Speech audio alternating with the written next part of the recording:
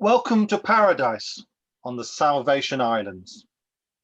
And there we were on the dock after being 4 weeks on a disgusting little boat with little to eat or drink, with the constant smell of vomit, urine and feces, just to remind us that this was not a pleasure cruise. And now we were on the infamous Salvation Islands. And did they give us anything to eat or drink? Ha ha ha, what a laugh.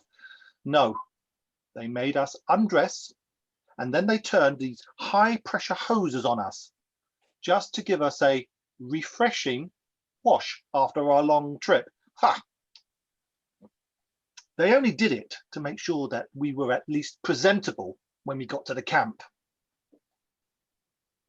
So there we were, washed, clean, and left out to dry under the burning sun. Shade? No, of course there was no shade for us. What do you think? Holiday? Not at all.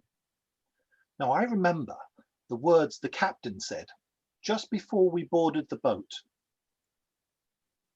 Forget your country, as your country has forgotten you. Where you are going, you are nothing. You're going there to be punished, and punished you will be. And if, by any chance, you come back, don't expect anyone to forgive or forget. Remember, you are nothing. We walked a kilometre or more to the camp, and what a welcome we received. We were herded into a large parade ground. At one end, there were hundreds of inmates, all kneeling. At least they had clothes on, and we had to kneel as well. In the middle of the square, on a platform, was a gallows. We could see the commandant standing next to the gallows. "Prisoner!" he screamed. We could hear yelling and what sounded like someone kicking and screaming for his life. Then we saw 4 guards dragging a prisoner across the parade ground towards the gallows. He screams and he curses and he tries to break free, but it's no use. Finally, the guards have him on the gallows with his head in the noose. Watch and learn, says the commandant. Those who break the rules will pay the price. And with that, he turns to the condemned man and says, "John Wilfred Hughes, for the crimes you have committed, the sentence is death. And may God have mercy upon your soul." And to the executioner, he nods, "Continue."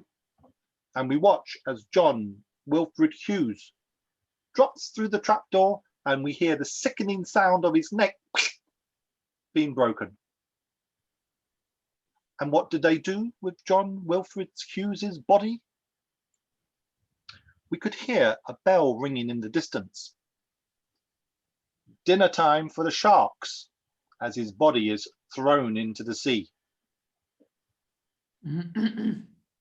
The commandant starts speaking again. "Welcome to paradise on the Salvation Islands. If you do as you're told, work hard, cause no problems, your stay here will be pleasant. Behave badly, and," pointing to the gallows, "you can see the consequences." And with that, we were taken to a large dormitory where we were given clothes, a hat, boots. They even gave us food.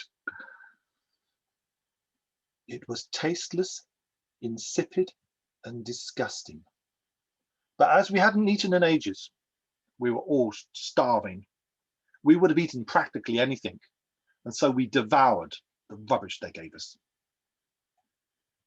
The dormitory was a large room with lots of beds.